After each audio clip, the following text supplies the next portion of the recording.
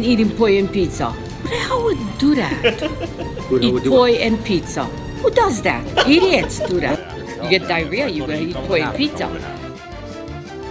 Yeah. That's how you do it. Asadu. Asadu. All right. What's up? Welcome back to the Poi and Pizza podcast. The Poi and Pizza Show. I'm Chris. And I'm Tony. And we are trying out a new format today. So I'm pretty excited about that. But anyway, we're going to get shocked when we run overtime. I know.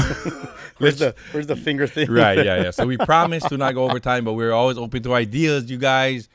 We want to know what you want to hear about, because we talked about stuff like planning and planning, a construction project, and we talk about our wives. We talk about life for Hana and business on the Big Island. So that's right. We're going to talk a little bit about the wives today.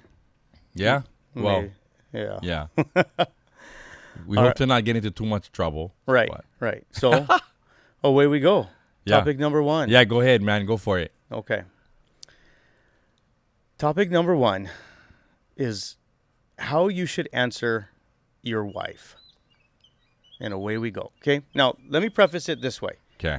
Your wife asked you a question. Okay, we get it, Birdie. All right, got it. Your wife asked you the question, oh, what do you think of my new haircut? You are to answer that A, truthfully. Okay. B, lie. Okay. Or C, ask her, how do you want me to answer that? B. Lie. Without a doubt. Okay. If it's genuinely beautiful, then of course you're not gonna lie. Right. But it's always genuinely beautiful when you do your hair, honey. It is. You see the point? I get it. I get it. I don't like to get to that question. So as soon as I see my wife after her hair is done, I'm gonna compliment it. Okay. What if it's a slight change? Actually, any female, if I notice their hair, I know it's a big deal for them. So I saw your wife that one time, and then I noticed she got her hair done, and I complimented her hair, and thanks, that got me in trouble. I compliment my wife. Why? Oh, Chris likes it. Well, next time you gotta pretend that you like it, because I know you don't like short hair. I know you don't like John. I know you don't like it, but it looks good now. I'm used to it now. But last night she trimmed it just like a hair, and it's already short. So she's like, "Do you notice anything different?" And I'm like, "Oh," looking up and down, like, you combed it to the side. You didn't know. Dude, it was so minute. You didn't know. But how this all came about was we were in I don't notice that stuff either. Yes, we were in Waikoloa, and she goes, so tell me what you really think about my hair. And I said, how do you want me to answer that? Do you want me to tell you the truth? Oh, no. Or do you want me to tell you what you want to hear? She says, both. Somebody write a handbook. Somebody write a handbook for Tony on this subject. Well,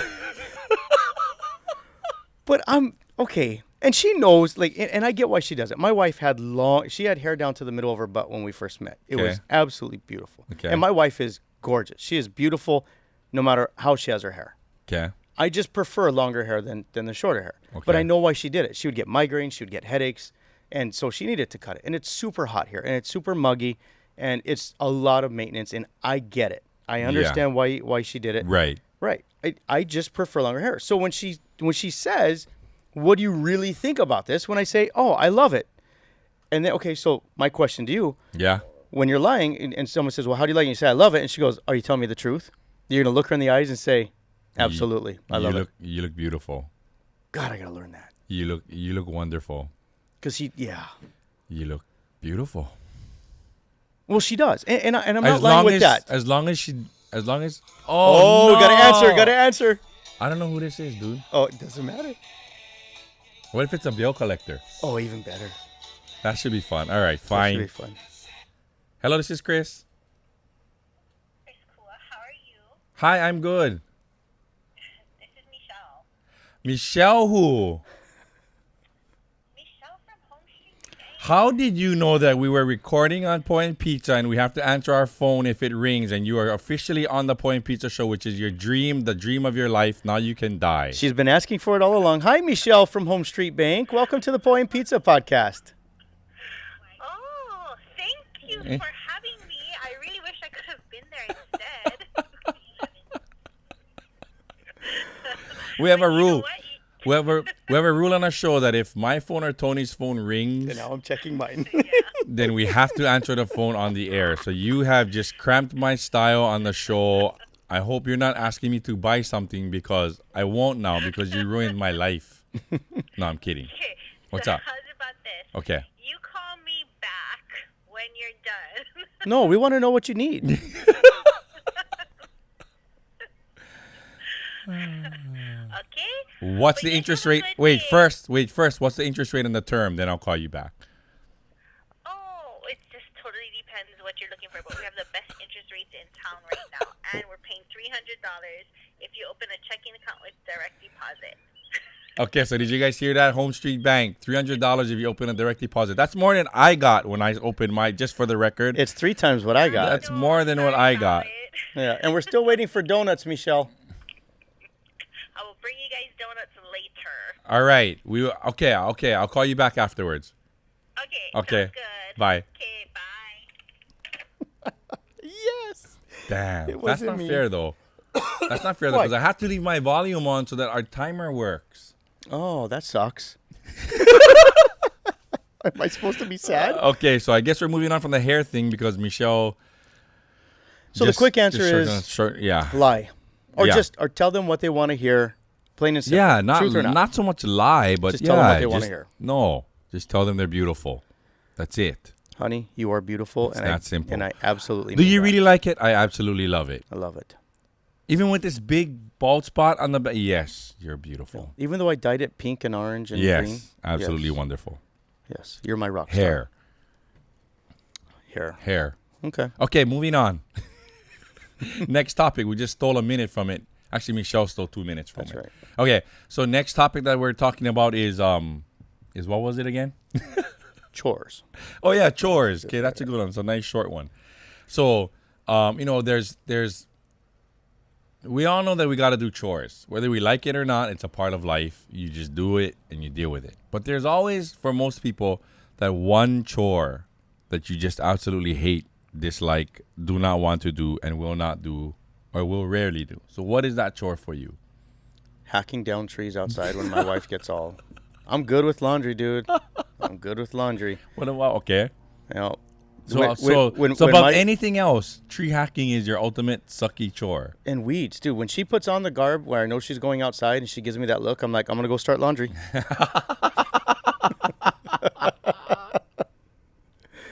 Dude, I don't mind out there. Like I cut the grass. I love to cut the grass. I love a nice clean grass. I love the look and me feel too. of it. Me too. But dude, like pulling weeds and cutting down trees and stuff. Don't like it, No, huh? dude, no. Not that I'm being chicky. I just don't like it. No, I mean, it is I a am little, kind of being a little yeah, chicky. it is a little but- chicky. All Dude. right, maybe a little bit. It's definitely a little chicky. What's yours? I'm okay with going outside. I'm okay with all of that stuff. Hacking down trees and stuff if it's not like, giant trees with a butter knife. Call then- backyard monkey. Yeah. Yeah. Mine is dishwashing. Okay. When I was growing up, I have 8 brothers and sisters, but I also had a niece and a nephew who was Hanai to us, so they lived with us. So our house was always, every night was like a restaurant. The sink was like a restaurant. And you're the youngest, so you get the. Well, we all took turns at the dishes. Okay. But that was the most hated chore, I think, in my household because every night there were 8 plates and there were, a whole bunch of cups. And my mom there was always a big pot. It was never a small pot. So you had a huge pot that you had to wash every single night. You had to put the food away if there was leftover. Dishwashing was my most hated, and I still refuse to do it today. My daughter has to do it, and I will leave it for her because I just don't like to do it. My brother Jonathan is the same way, man. Like he's like the really analytical one in the family, and he super organized and stuff. But when it comes to dishes, I get it. Ixnay, dude. I get it. I get it. Ixnay. I don't like it. I do it. But I have one question for you. Okay. Because this hit me this weekend, and I don't understand how. Are you ever not surprised when you do laundry and there's a leftover sock or two by itself? I'm surprised. You are surprised? Yeah. dude, at this there point, is no possible way. There's no way. Like, socks should be together. But it happens every time, right? Yes. Yes. So how at this point, I'm just not surprised anymore. I'm expecting a random sock. Okay, yeah. In that sense, you're right. Yeah, I just don't get it. Doing laundry again, I'm like, I grabbed everything out. I don't get it. Oh, man. It's birdie time. Birds are tweeting. Cut them Time off. to move on. All right. So Time to clean those dishes. Yeah, cut the dishes. Okay, so since we're talking about chores and house, I know that you're in the building process now for your house. If you can call it a process. Well, I mean, is it a process though? Is it a process?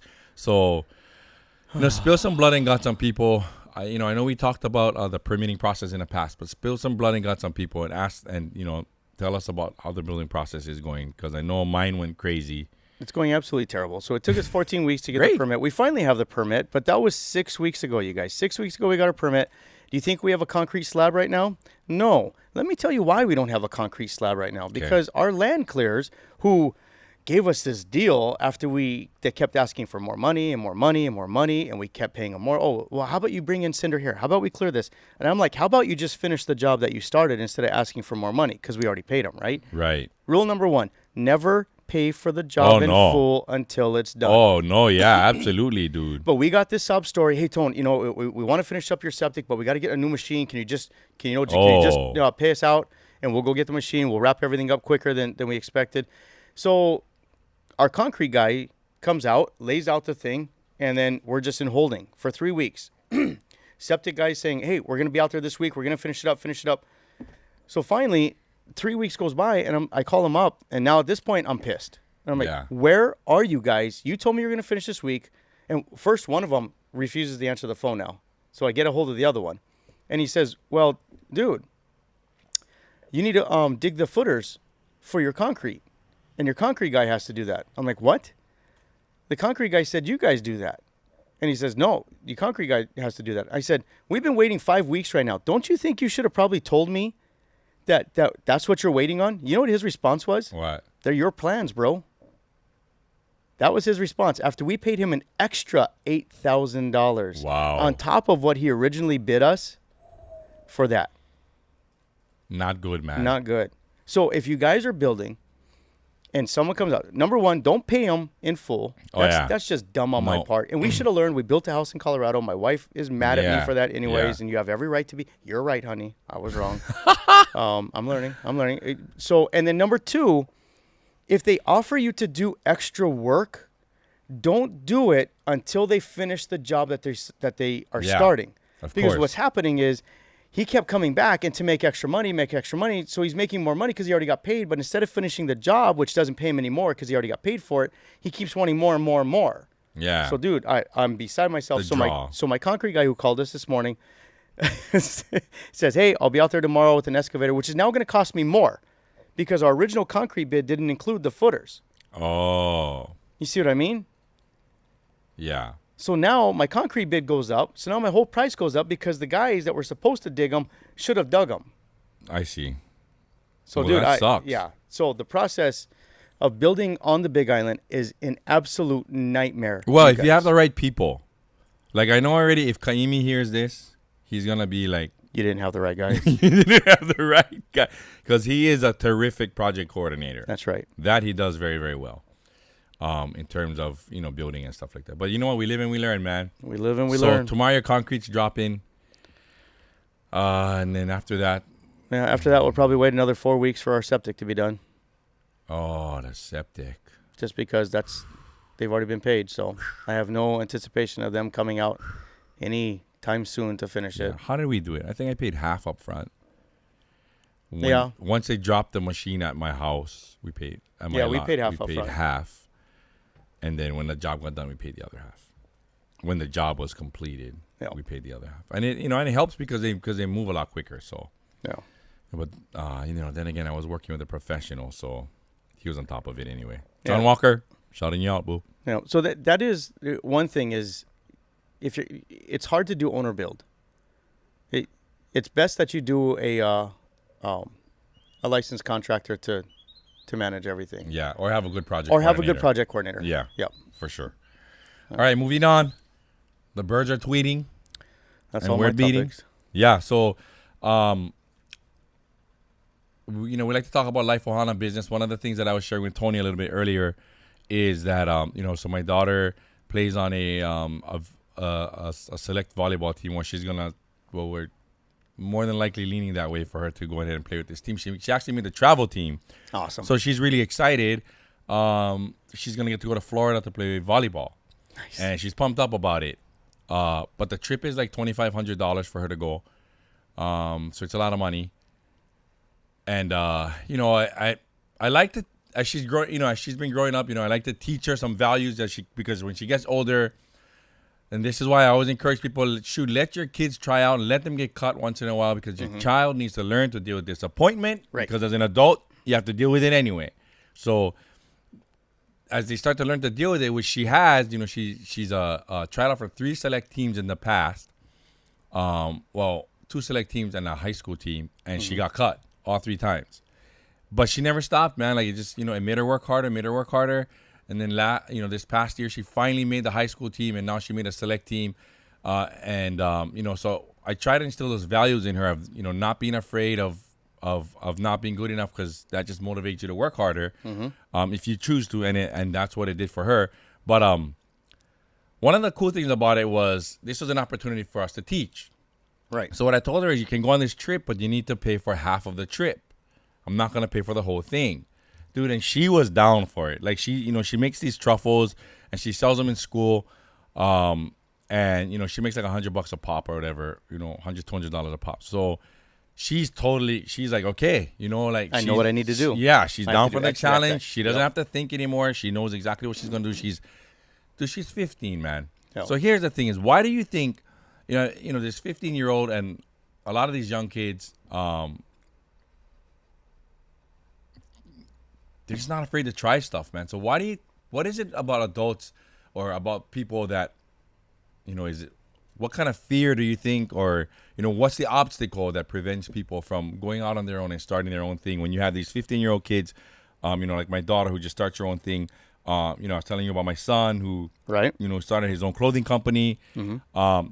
And he's young, man. He's like 18, 19 years old, and they're just going for it. So what do you think it is? Well, pause the timer, because I think we have extra time on this, and I'd like to spend some time on this. And first and foremost, I just got to say congratulations to Hina, because we've had these conversations over the last 2 years of where, and how many parents would have just coddled and said, oh, that's okay, let's try something else, or gone to, So congratulations to Hina, because you get it. And it's very, very rare that kids nowadays, number one, to have parents that will let them fail to learn from that and become better, because she's going to be way better off now. And you see, to me, that right there, that single thing is the difference between why people will start a business and not start a business. Okay, that's fair. So if you look at as us as parents, and I'm not going to try to get all high and mighty here. Sure. Okay, but you look at our kids, and there's a little bit different drive, right? Yeah. So they're willing to take the risk to go and do it. Yeah. Right? And it's not necessarily just a money risk, right? It's the risk of their image, right? Because they're so worried about what they look like. Yep, a risk of failure. A risk of failure, yes. There's all of that. So why people don't start their own business, my clear answer is 2 things. Laziness, and they don't understand what it's like to fail. They don't want to put forth the effort. Yeah. Because here's what I have seen. I've seen people try to start their business, and at the first sign of failure, they go right back to a job. Yeah. So it's the stick-to-itiveness that says, look, you're going to have bumps in the road. Yeah. And, and now we're able to kind of mentor Cole and say, look, this is not going to be easy. Like, you're going to fail a lot in this. Yeah. But you're going to learn, and you're going to be better. Right. And Hina went through that. She went through, and she tried, and she failed didn't hit it. Failed but she failed, learned, dude. and she says, I have to work harder. Yeah. And she did work harder, and she went after it, and she did it. Yeah. And so, to me, it's a very simple answer, is just, if you're going to start a business, you have to be all in. Yeah. And you're gonna fail sometimes. Sure. You're gonna run into roadblocks. It's not roses, but if you're passionate enough and you believe enough and you work hard enough, you will be successful regardless. I just have to. I agree 100%, man. I think, like within BigIsland.com, for example, when we first started, like there were months where we got no paycheck, and our wives, a year, And our wives are saying, like, is this worth it? How much longer are you going to keep doing this? Yeah, right. You know what I mean? So, we've had our moments, challenges.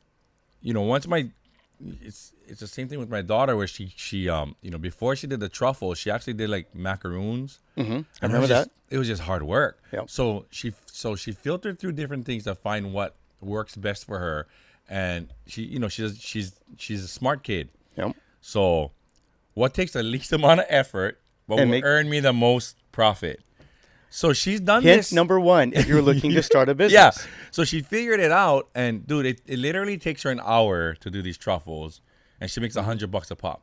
So, the second day it takes her, the next morning she wakes up and packages them. So if you include the packaging, it takes her about 2 hours. So she makes $50 an hour.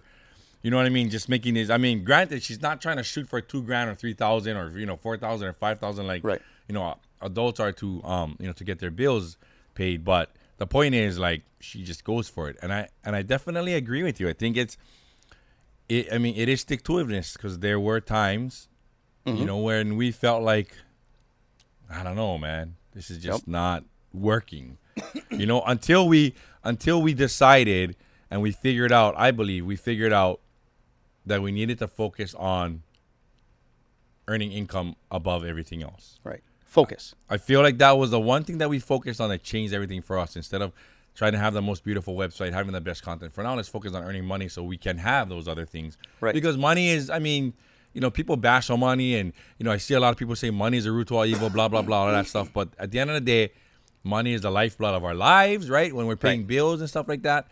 And money is the lifeblood of a business, definitely. So right. And let's be honest, because we've all been part of MLM, right? Sure. And so, and you've had the family members and the friends that say, oh, it's not all about the money. It's not all about the money. Yeah. Look, I'm not all about the money, but you need money to live. You do. All right. Unless you're going to go live off grid and grow your own food and make your own fuel for your car, you need money. So although money is not, you have to have money. And there's nothing wrong with wanting to strive for greatness and strive to put your family in a position where you're not worried about money. Yeah. And to me, the only way to do that is to start your own business and to and to control or get into sales. Something that you can control how much income you want to make. Yes. To me, it's the greatest feel in the world, but it is. And there's a reason why only a certain number of people do it. Is because I have friends and I have family that are just job mentality, and they just they want the security, knowing I know if I show up for 20 hours, I'm going to get this check. Right. I'm going to get this amount, and that's fine. That's perfect. I have nothing against that. Sure. That doesn't work for me. Yeah. I want to know that, look, if we have a trip coming up that's going to cost, if the whole family wants to go, like we want to go to Disney World in 2 years, $10,000. We know we got to make $10,000 extra to do that. Right. So we're going to go out there, and we're not going to leverage credit cards to do the other stuff. We're going to go out there and bust our butt and make that extra money. Yeah. And the difference is, we just want it more than other people. And there's nothing special about people that are successful in business. They just want it more than the people that don't. Right.